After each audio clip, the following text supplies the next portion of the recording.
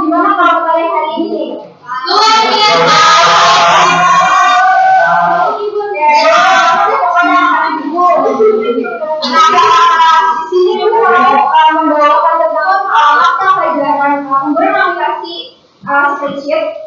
Kalian kan minggu lalu kan udah belajar ya sama Kak tentang fungsi finansial. Nah di sini ibu mau membawakan sedikit materi itu tentang rumus absolut, semi absolut dan logika. Tapi sebelum itu, ibu mau kasih tahu nih beberapa tujuan pembelajaran kita hari ini. Nah, dari pelajaran yang udah kalian dapatkan nanti, ibu harap kalian bisa tahu tentang apa sih itu absolut, semi absolut, dan fungsi logika itu sendiri. Dan kalian juga bisa memahami penggunaannya di aplikasi itu.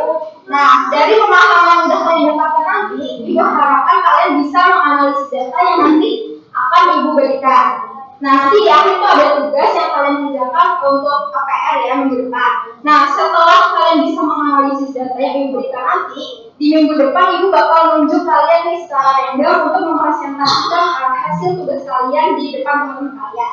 Takut. Nanti aja ya. Oke, kita lanjut nih ke materi intinya. Yang pertama itu apa sih absolut, semi absolut, dan fungsi logika itu sendiri. Nah, yang pertama itu ada absolut. Absolut ini tuh sebuah jenis referensi sel yang kita gunakan untuk mengunci baris dan kolom di suatu sel di Excel itu sendiri. Dan disimbolkan dengan tanda dolar. Nih, misalnya kita mau mengunci sel A1.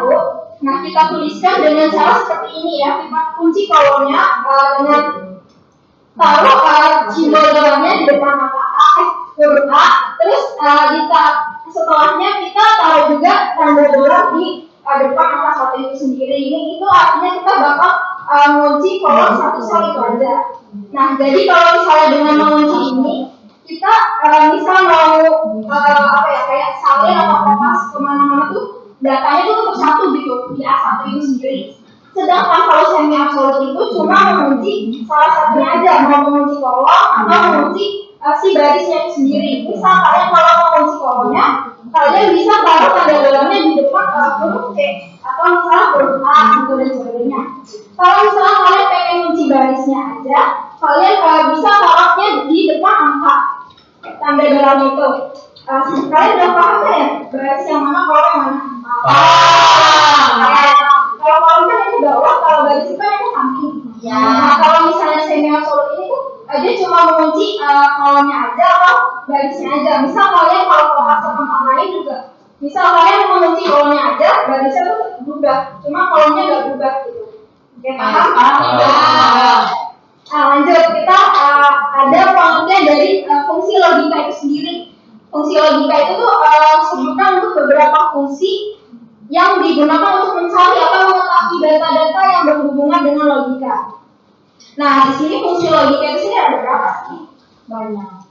Nah, tapi jenis logika dasar itu ada 7. Yang pertama itu ada fungsi and, fungsi false, fungsi if error, not, or, dan true. Oke, kita lanjut ya ke pembahasan masing-masing dari fungsi ini. Nah, yang pertama itu ada pembahasan tentang fungsi false dan fungsi true.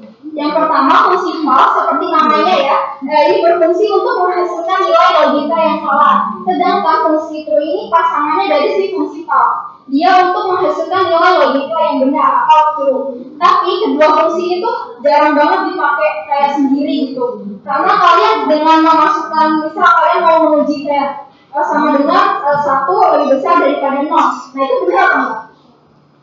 1 lebih besar daripada 0. Benar. Nah, kalian tanpa menuliskan kayak depannya tuh ada fungsinya sama dengan tuh 1 sama dengan 0 itu nggak perlu. Jadi dia bisa mengeluarkan hasil sendiri gitu loh. Kalau misalnya nilai yang kalian uji hanya menghasilkan jawaban benar atau salah. Paham ya sampai sini? Paham. Oke, selanjutnya ada fungsi and, or, dan not. Yang pertama itu ada fungsi and. Fungsi and itu digunakan untuk bisa digunakan untuk menguji beberapa kondisi logika itu sekaligus. Dan dia tuh menghasilkan nilai itu kalau semua kondisi yang salah, maka dia hasilnya langsung false. Sedangkan kalau fungsi OR ini sama kayak N untuk bisa menguji beberapa logika sekaligus, tapi dia kalau misalnya salah satu kondisinya itu benar, dia tetap bakal mengeluarkan true. Nah, dia bisa mengeluarkan false kalau semua kondisinya itu salah. Nih, bisa kayak contohnya nih, OR ya, logika satunya nih A lebih besar sama dengan dari 75. B1 lebih besar sama dengan 75. Misal A satunya itu 60, itu salah apa enggak? Lebih besar dari 75. Nah, kalau B satunya 80, lebih besar dari 75 enggak? Iya. Nah, dia salah satu aja kan yang benar? Iya. Tapi dia kalau pakai fungsi OR tetap akan menghasilkan true. Tapi kalau keduanya salah, baru dia menghasilkan false. Sedangkan kalau fungsi N, dia kan salah-salah aja yang benar tuh. Nah, dia tuh nggak bisa tetap bakal mengeluarkan false kalau misalnya salah satunya aja salah. Kayak paham ya sampai sini? Nah, fungsi yang terakhir ini ada fungsi NAT.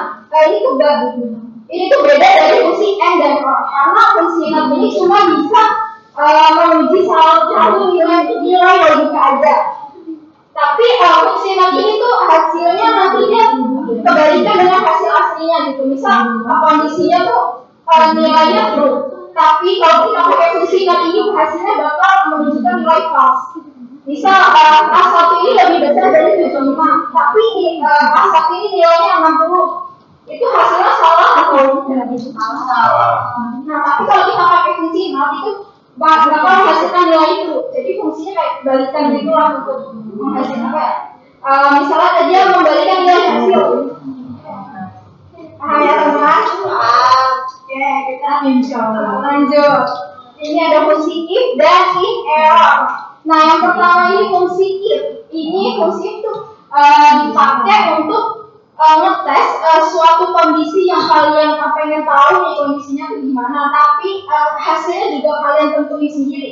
Jika nilai yang kalian uji terpenuhi, nilainya kondisinya itu akan menunjukkan nilai apa gitu. Sedangkan kalau misalnya nilainya nggak terpenuhi dengan kriteria yang pertama, misalnya kayak salah tuh bakal menunjukkan nilai apa. Misal A1 lebih besar dari 75. Nah, nanti dia akan menunjukkan nilai lurus kalau misalnya emang benar nilai A1-nya itu lebih besar dari 75. Sedangkan kalau misalnya tidak terpenuhi angka dari lebih besar dari 75 ini, maka dia akan menyatakan tidak lurus.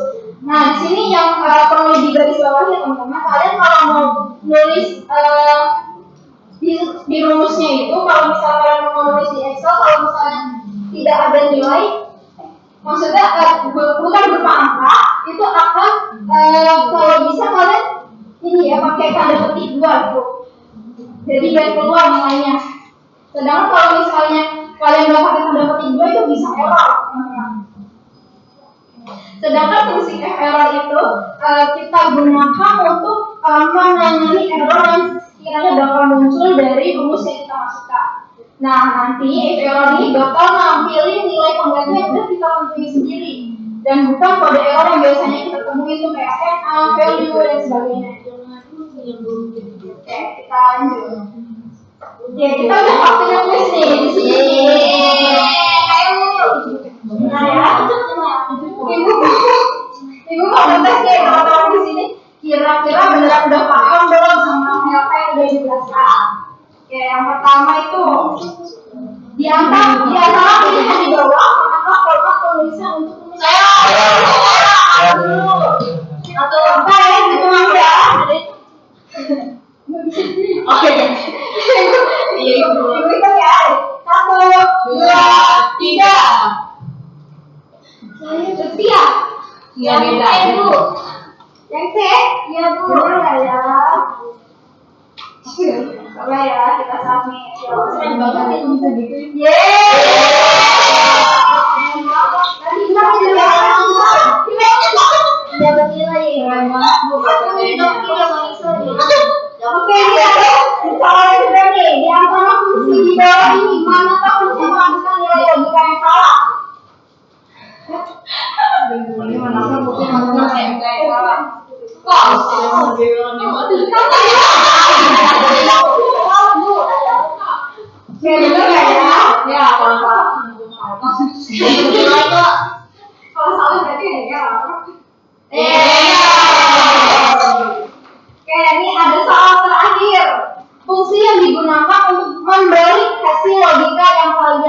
fungsi. Itu adalah fungsi. Saya.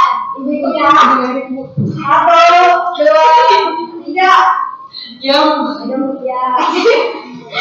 Jawabannya yang C menang. Kayak begini.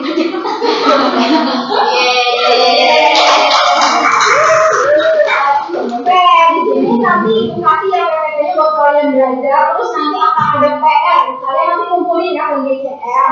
Nah, dari hasil PR itu nanti kalian besok minggu depan kalian mempraktikkan di depan teman-teman kalian. Itu akan menunjuk salah satu dari kalian.